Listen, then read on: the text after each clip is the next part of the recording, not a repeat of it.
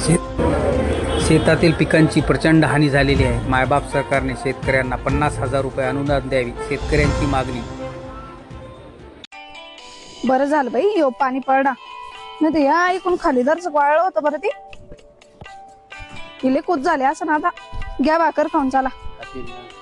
अहो त्यांना मारून घेऊ आपण, त्याच्यावर पडू द्या. पोरं गेलं शाळेत. हा हो घ्या अजून. हो कुठं लक्ष आहे तुमचं? काही नाही.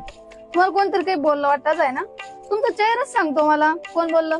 हा नाही ग, कोण नाही बोललं. कोणी बोललंच तुम्हाला तरी? ते बँकेवाला आलत सकाळी, तो म्हणे मागच्या वर्षी तुम्ही कर्ज भरलं नाही, या वर्षी जर कर्ज नाही भरलं तर वावरावर जप्ती आणू म्हणे. अहो यो मालपाना कसा आला तर एवढं काय टेन्शन घेता तुम्ही? नाही हे तू खरं बोलली. या वर्षी देव बी आपल्या बरोबर आहे ना. काय कपाशीला कायद्या लागल्या, मका कशी आली मस्त. पण सगळी मोठा लेबर या वर्षी 3 महिने तर मक्का कडून पैसे ठेवून टाकू. देवाना लय ऐकलं नव्हता. टाकतो हातात पण टाक.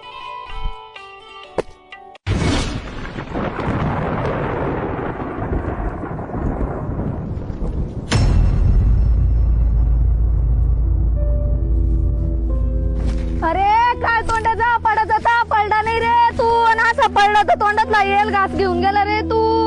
रडू नका होय, सगळं नीट होईल, रडू नका. हो काय करायचं तर करतो, तू जाय घरला. रडू नका, जा घरला.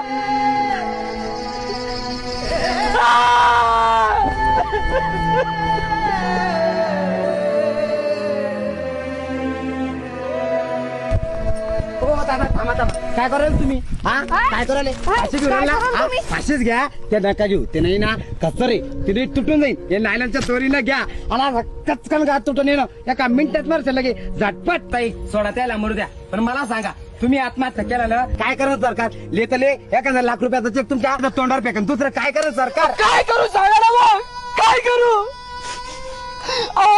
कधी ओला दुष्काळ तर कधी कोरडा दुष्काळ आमच्या पाचवीला पुजलेलाच असतो.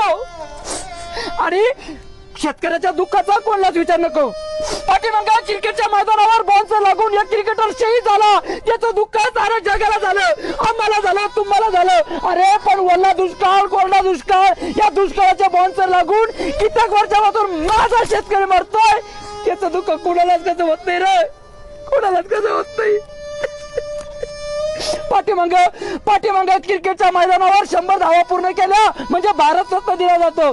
अरे पण उन्हा तानामध्ये माझ्या शेतकऱ्याच्या, माझ्या बापाच्या त्या नागरा मांग, त्या अवता मांग हजारो धावा पूर्ण होत्या. त्याला कसा भारत रत्न दिला जात नाही रे, कसा भारत रत्न दिला जात नाही. तर तुम्हालाही सांगतो शेतकरी बंधूंनो, कितीही संकट येऊ द्या पण आत्महत्या हा त्याच्यावरला पर्याय नाही. तर आपण शेतकऱ्यांनी सगळ्यांनी एकजूट व्हायला पाहिजे आणि आपल्या न्याय हक्काची लढाई लढायला पाहिजे. शेतकऱ्याला न्याय मिळालाच पाहिजे.